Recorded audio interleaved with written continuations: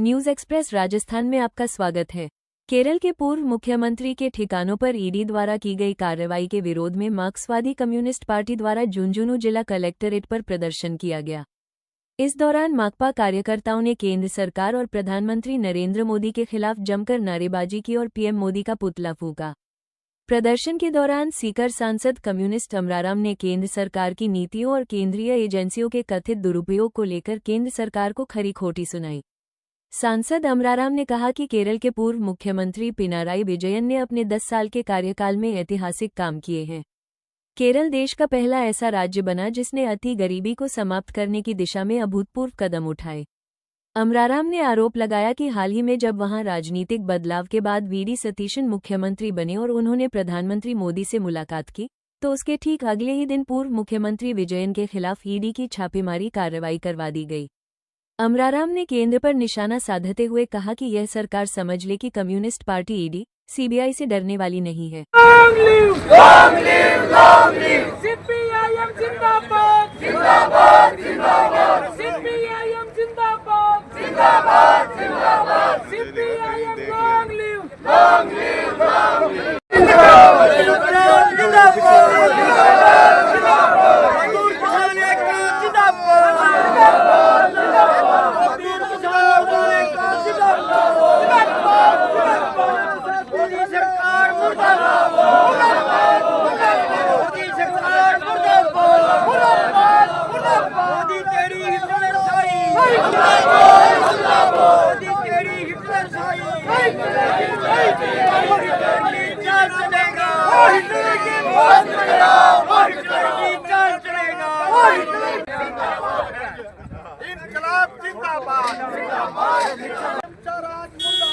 मुर्दाबाद मुर्दाबाद इनकलाब जिंदाबाद जिंदाबाद जिंदाबाद संघर्ष करो, हम तुम्हारे साथ हैं। केरल कांग्रेस संघर्ष करो, हम तुम्हारे साथ हैं। केरल कांग्रेस संघर्ष करो, हम तुम्हारे साथ हैं।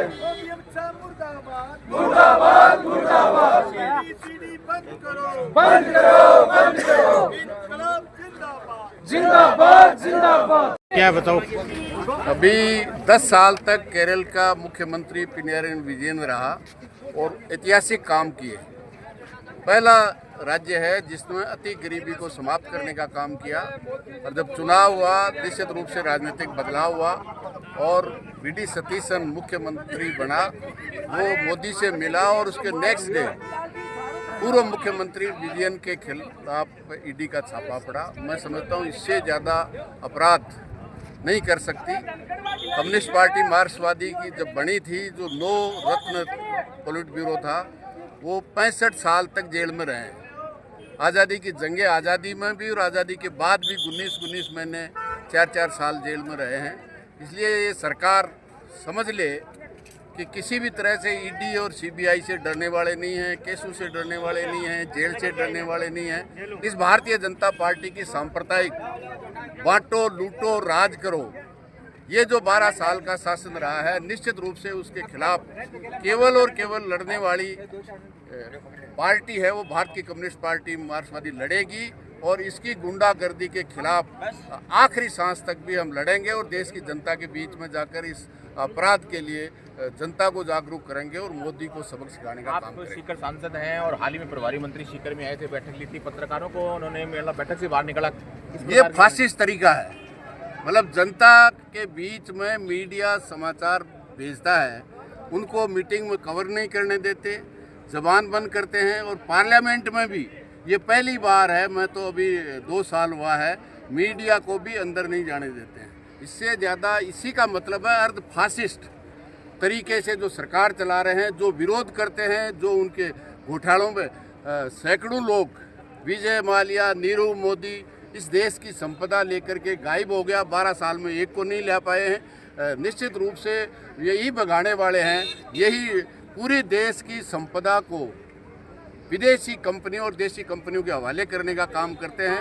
और जिस तरह से नाकाम सरकार राजस्थान की रही है, किसानों के लिए कहते हैं वो 25 दिन काम करते हैं। ये मुख्यमंत्री के इस राजस्थान की 80% जनता का इससे बड़ा कोई अपमान नहीं हो सकता।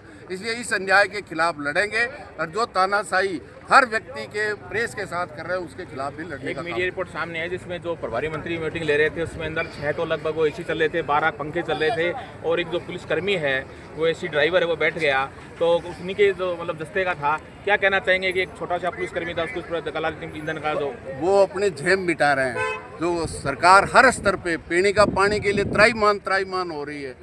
नौजवान रोजगारों के साथ जिस तरह से कॉन्ट्रैक्ट पे 6,500 ANM JNM लगे हुए थे 2-3 साल से, उनको हटा दिया।